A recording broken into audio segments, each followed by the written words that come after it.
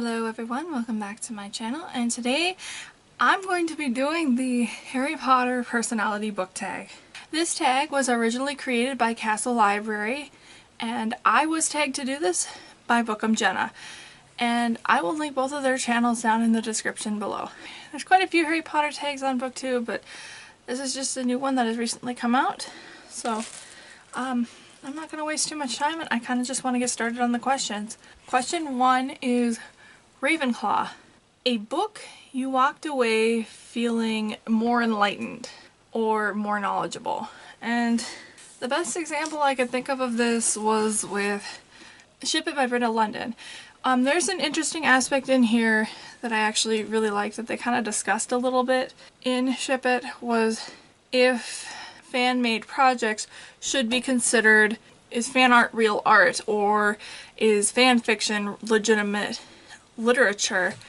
But because this is something that was also touched on in Fangirl as well, when Kath tried to turn in fan fiction for her class as one of her projects, but the teacher put her aside and told her to redo the entire project because she was plagiarizing somebody else's work because she didn't use original characters. But by that logic, doesn't that mean that every fairy tale retelling really shouldn't be considered literature? Is Wicked not a real book or musical just because it was inspired by another artist's work? I will see. I didn't expect that coming into this book. Question 2 is Slytherin, and this is my Hogwarts house. And the question for Slytherin, name a book where you were rooting for the villain. And this is kind of funny since I did pick a book that has my house colors. I didn't do this on purpose, but it is Siege and Storm by Leigh Bardugo. There were just things going on where I wanted Alina to get kidnapped by the villain, where when he showed up, I was cheering for him to get away with her. I don't think it really speaks to how much I like the villain. I think it speaks more to how much I hated the love interest that she ends up with.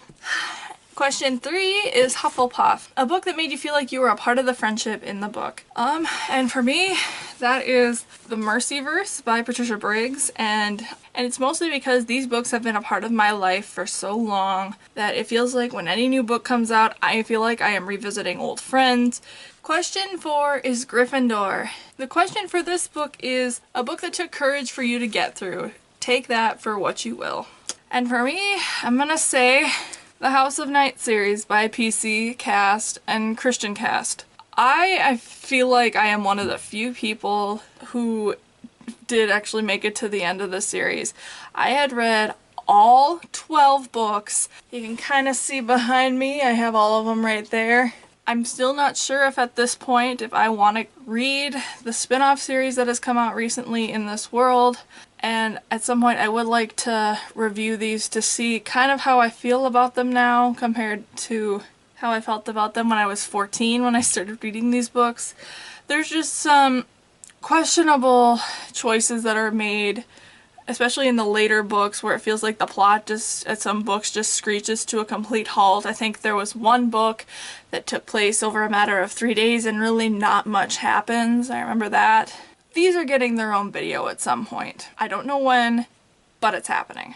Question 5 is Harry, a book that started off weak but ended with a good punch. This is a book that I currently cannot find with me, but this was, I thought, the best example of what I could find for this question. And that is the first book, King Roland's Kin series by Romana Corey Daniels, and that is The King's Bastard. The first part of the book I feel like is very character-centered. There's a lot of kind of build up towards the climax, and it's a lot of not really much happening as far as action going on with the book, at least from what I remember. It's been probably a good couple years since I've read it, but this was honestly just the only book I could think of that I felt really came close to that description. So the next question is Ron. A book where the main character had to overcome their fears. Kind of a recent one that I've just thought of as well. That is Kellandry from Protector of the Small. Kellandry has to overcome many obstacles throughout the book, such as sexism from her other classmates, and she has to train to overcome her fear of heights. I remember a significant amount of time being spent on that part of the book. Question 7 is Hermione, and name a smart female character. There are probably a ton of smart female characters in YA, so many that I couldn't really point a finger at one and say this is the one I pick. Took me a little bit, and I had to choose probably the only one who would be close enough to me, and that is Annabeth from the Percy Jackson series. Annabeth is the daughter of Athena, the goddess of wisdom, and honestly she lives up to kind of the reputation that a daughter of Athena probably should have. Question 8 is Luna, a book that started off weird but became a favorite. And for me this is gonna be kind of premature since I haven't finished this book yet. Who knows, maybe I'll end up regretting this answer and maybe I will end up hating this book. I hope not. But right now it is Kill the Farm Boy, Delilah S. Dawson, and Kevin Hearn. There's just so much charm to this book that honestly I can't wait to finish this book. I'm loving it so far and I'm hoping the rest of it is going to be just as good. Question 9 is Gilderoy Lockhart. Name a series that started off great, but ended up flopping or wasn't really worth the hype. And for me, as sad as it is to say, it is the Bloodline series by Richelle Mead. I was very much looking forward to reading this series when Richelle Mead had announced it, and I found out we were going to have the series focused on Adrian. Adrian was one of my favorite characters from the Vampire Academy series. The way things ended up for Adrian, I wanted a better future, being a girl who would actually treat him the way he deserved to be treated and actually returned his feelings. The first few books in the series I thought were very good and made me very invested in the relationship of the person he ends up with, but I feel like there were times that I felt like the story started to get very formulaic or started to follow kind of similar patterns that Vampire Academy did. The ending to the series just, I wasn't as satisfied as I was hoping to, but that one's getting its own video as well. Question 10 is Snape. Name a character you thought was an antagonist but actually turned out to be helpful. And for me, that was Rhysand in A Court of Thorns and Roses.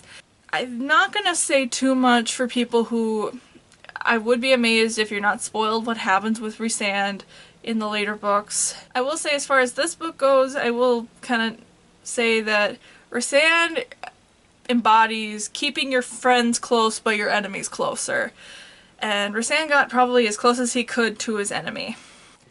Yeah, and that was the tag, and as for who I tag the Wild Sasha and the Happy Booktuber. And anybody else who is watching this video who is interested in all at doing this tag. So, thank you guys so much for watching, and I will see you in my next video. Bye!